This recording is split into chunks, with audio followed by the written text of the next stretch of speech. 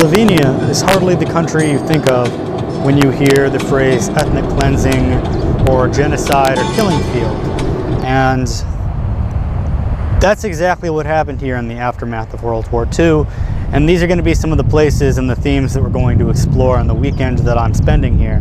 After World War II, the Yalta Conference established what would happen to Europe, but it never really mentioned what would happen to Yugoslavia. And although it doesn't really seem like this is the war-torn Yugoslavia, Slovenia did declare independence from the Yugoslavs in 1991 and followed with a 10-day war that killed fewer than 100 people. One of the engagements in that war we'll see a little bit farther up north, and we'll also explore some of the ethnic cleansing that took place on the hands of Yugoslav partisans and the killing of German civilians and different ethnic groups as they tried to flee to more friendly allies in Austria to the north. Here looks to be the other mass grave. You see, they were scattered in two separate mass graves, so my opinion is that they were killed around the same time. The other one here, which I believe is the one that contains 7, and then this one, which contains 6. And in most of the places they would build industrial plants or parking lots over them and then just deny it ever happened. But I think in this case they just led them off because the war had just recently ended and they thought that they could operate, with impunity, so they led them off into the mountains. And you can see the beautiful scenery over there.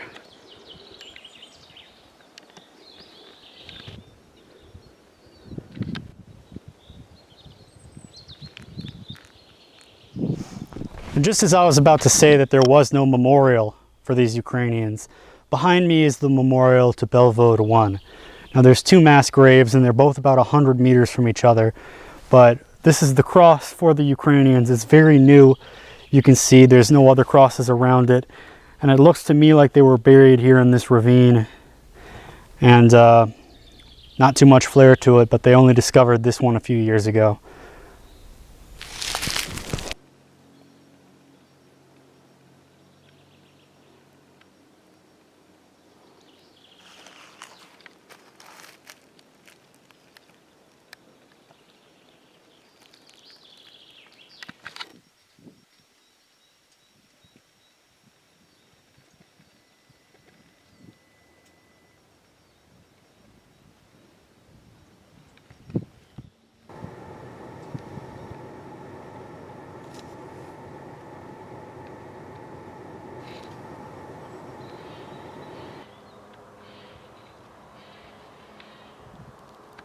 In World War II, the town of Maribor was of strategic military importance, and as such they built anti-tank trenches all around the town.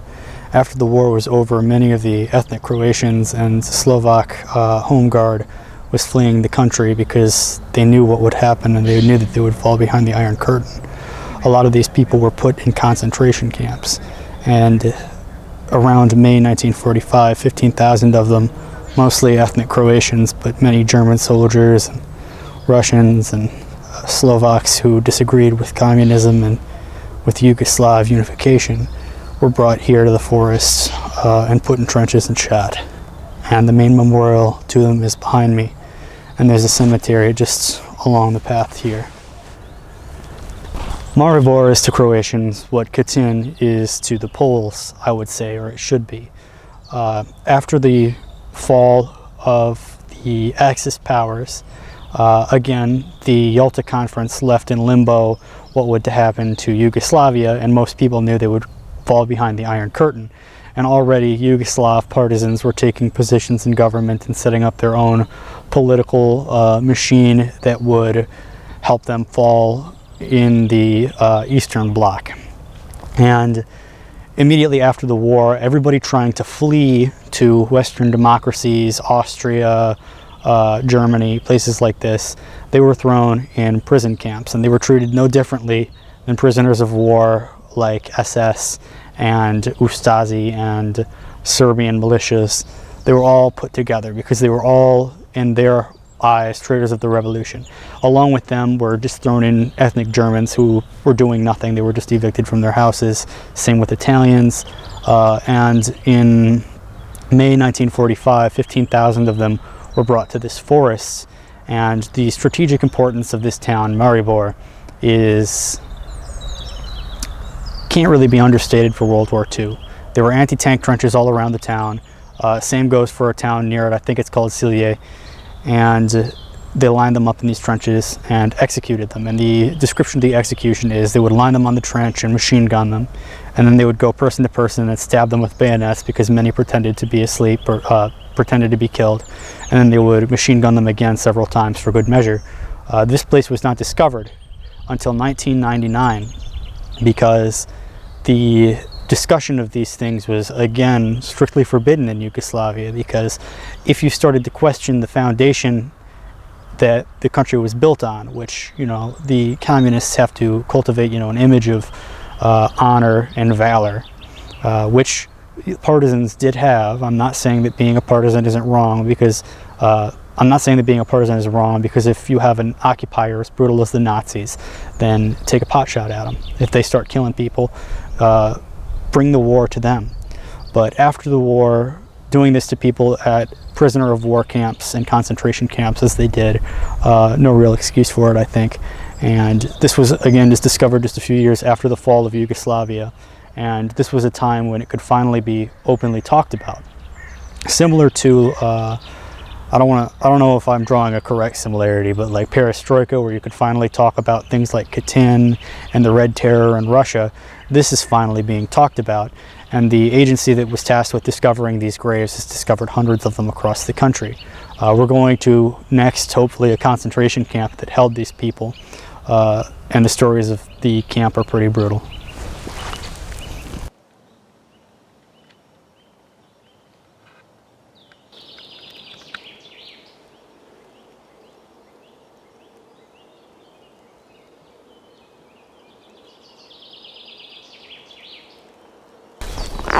So all around the forest behind me, there are the graves, mass graves. It covers this entire clearing of civilians of the Sternal camp.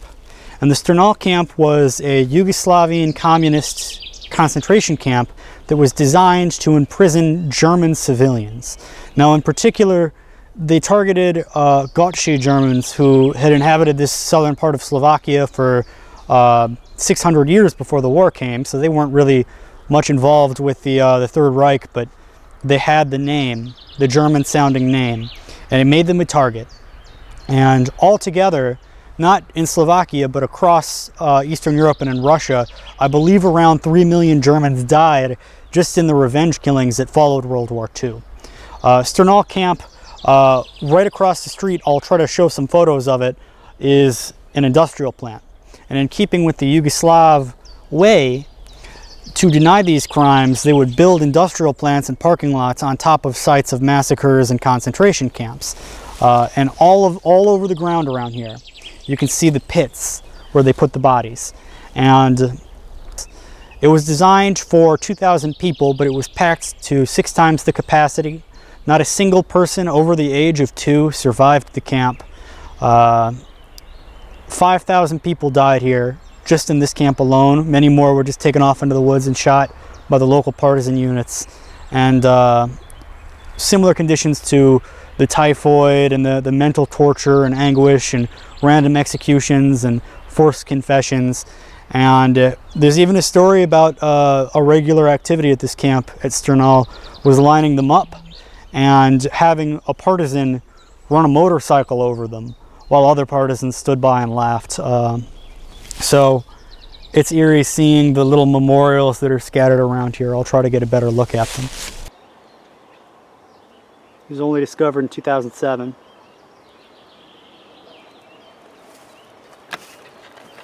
And here's the mass grave. And the road's right over here along the forest line.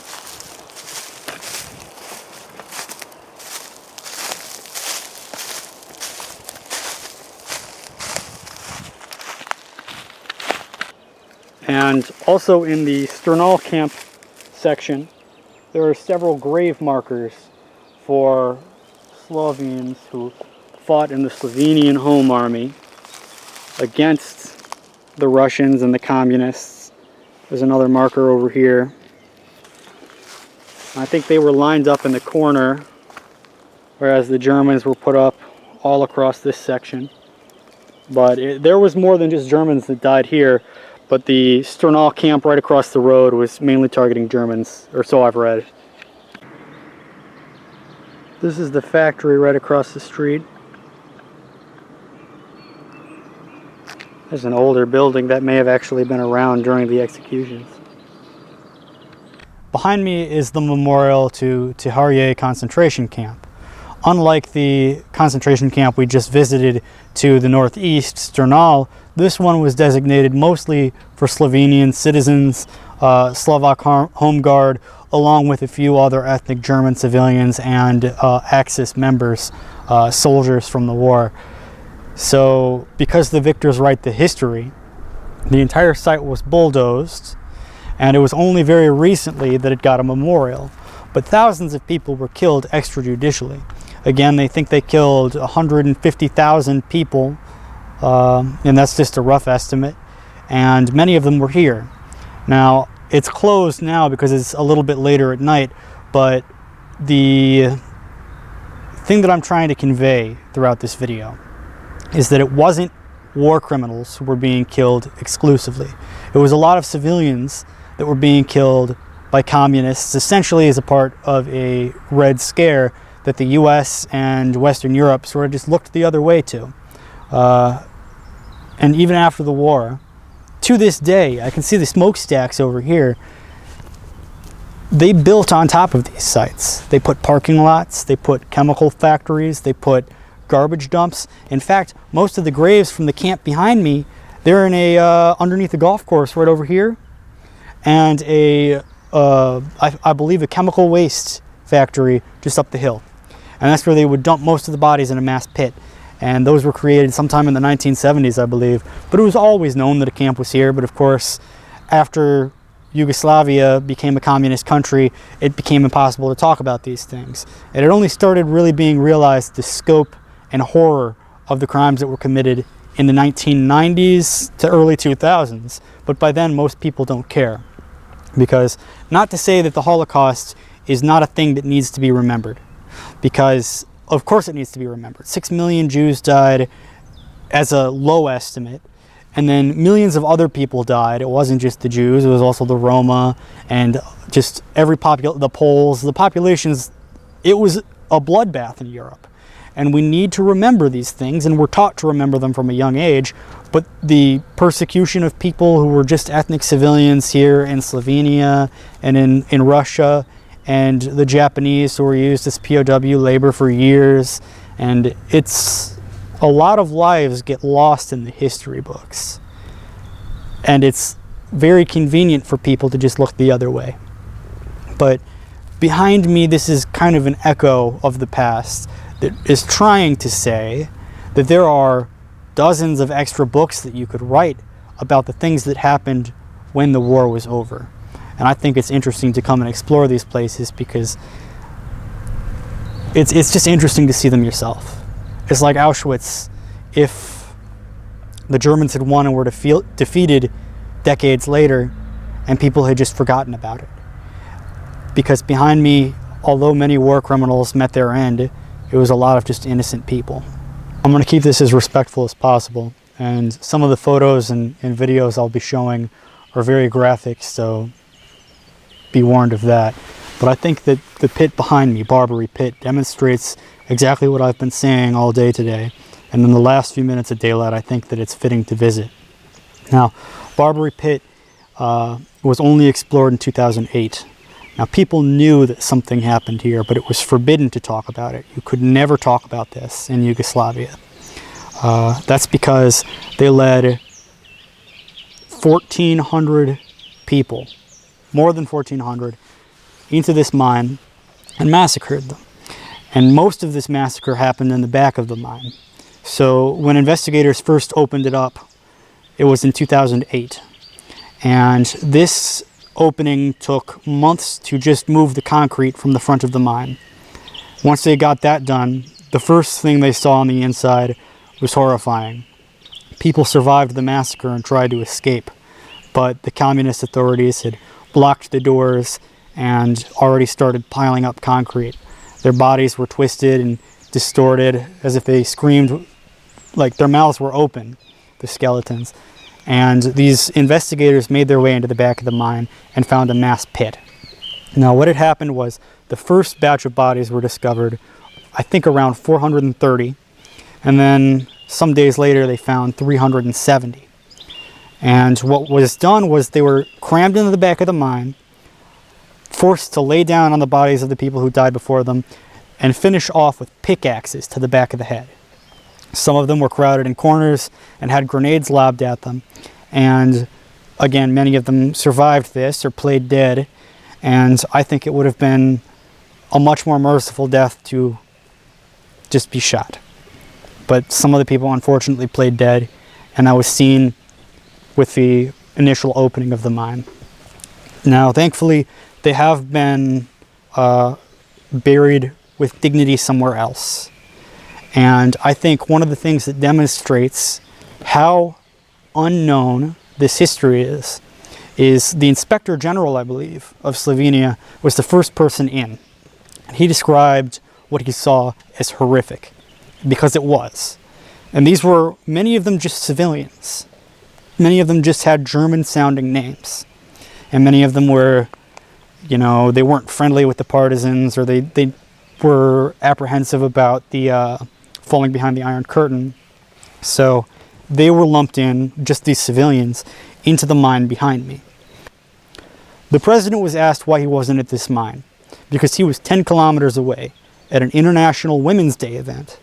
And his response was, this is a quote, "I will not be bothered by second-rate stories. If this was a pit discovered of victims of the Germans, of the Nazis, he would have, there is no doubt he would have been there. And if he wasn't there, he would have apologized for it. He wouldn't have called it second-rate." And that's rightfully so. Any sort of civilian death, Holocaust, Red Scare, White Scare, any scare, deserves memorialization. And I am just glad to hear that these people eventually got buried with dignity, and just keeping it respectful as possible. I hope that they find something, I hope they find a nice afterlife. And I hope that their suffering on earth wasn't in vain.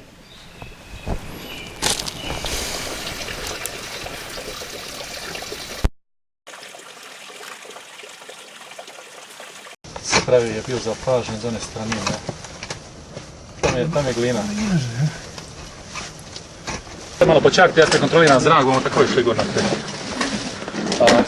Kar počas, še malo niže. Sam, če mi sekundu date, še da ti učil, da bom šel čist na makro. Slika. Cela pet še vedno ledi, to je ena pa pol je to še. Tukaj zdaj že precej smrdi. Precej smrdi.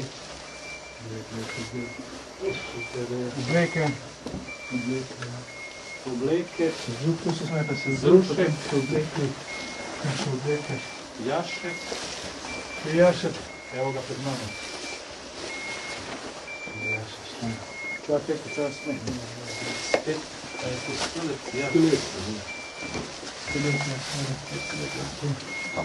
Tle desno je proga proti čelu, ne? Tle je kontakt, bi rekel, z premogom, med premogom pa apnencem, ne? In je verjetno bila lesena podgradnja. O, pater! Kaj pa je to? Ja, že što napete pogledat, no? O, porka, ja, že što. Še zdaj smrdi. Ja, že što. Zdaj pa neč reči ne bi bilo primera, kako obštene tle keste, ne? Ne bi posnamete. Ja, že što. Ja, že što.